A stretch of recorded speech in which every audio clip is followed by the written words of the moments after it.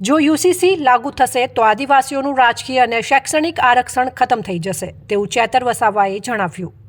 મુગલોના 500 વર્ષના શાસન દરમિયાન અને અંગ્રેજોના 175 વર્ષના શાસન દરમિયાન પણ આદિવાસીઓના રીતિરિવાજોમાં દખલગીરી કરવામાં આવી ન હતી તેવું ચેતર વસાવાએ જણાવ્યું. હાલ ભાજપ સરકાર યુસીસી લાવીને આદિવાસીઓ વિરોધી પગલું ભરી રહી છે.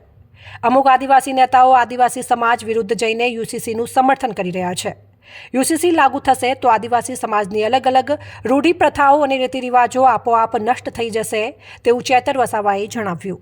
આદિવાસીઓનું ભલું ઈચ્છનાર કોઈપણ આદિવાસી માણસ કે આદિવાસી નેતા યુસીસીના સમર્થનમાં નથી તેવું ચેતર વસાવાએ જણાવ્યું. ખાસ કરીને કયો મુદ્દાને લઈને તમારો મને દુઃખ થયું આજે યુસીસીમાં અમારા આદિવાસી સમાજના લોકોએ સમર્થન આપ્યું અને ઘણાએ તો એવું કીધું કે આદિવાસીઓ પર લાગુ પડવું જોઈએ.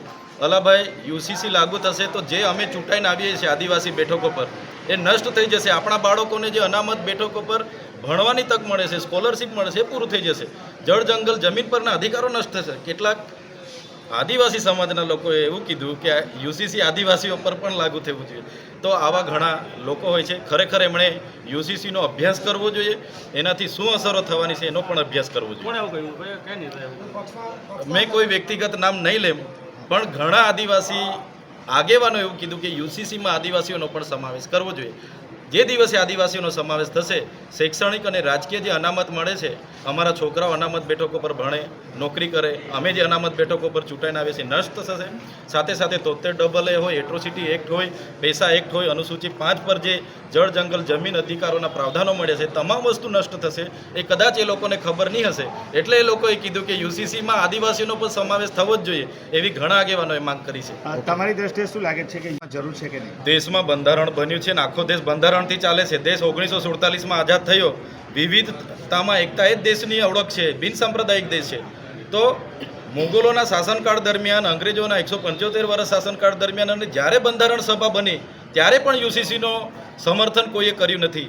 અને અંગ્રેજો હોય કે મુગલોએ પણ આ રીત રિવાજો પાળનારામાં દખલ અંદાજી કરી નથી. તો ભારતીય જનતા પાર્ટીની સરકાર છે, એમણે લાલકૃષ્ણ અડવાણીની અધ્યક્ષતામાં જ્યારે 80ના દાયકામાં લોકસભાના ચૂંટણી ઢંઢેરા તમે જોશો, 1979ની વાત હશે કે ત્યાંથી લઈને 2004 સુધીના તમામ ચૂંટણી ઢંઢેરામાં 3 મુદ્દા આપ્યા હતા.